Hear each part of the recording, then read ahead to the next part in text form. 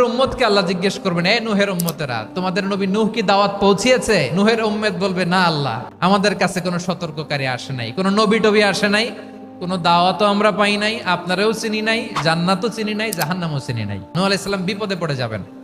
তখন আল্লাহ বলবেন, নূহ তুমি বললা পৌঁছিয়েছো, তোমার উম্মত বলে কিছু পায় নাই। নূহ তোমার কি কোনো সাক্ষী আছে? নূহ আলাইহিস সালাম বলবেন, আছে। কে? উম্মতে মুহাম্মাদি। তখন আমরা বলবো, আল্লাহর নবী নূহ আলাইহিস সালাম তিনি আপনি যা যা বলেছেন ঠিক তা তার উম্মতের কাছে পৌঁছে দিয়েছে। এবার নূহের উম্মতের সাথে আমাদের ঝগড়া লাগবে। তারা বলবে, তোমরা আসছো আমাদের হাজার হাজার বছর পরে, তোমরা কি করে জানলা? তোমাদের সাক্ষী ধর্তব্য হবে না?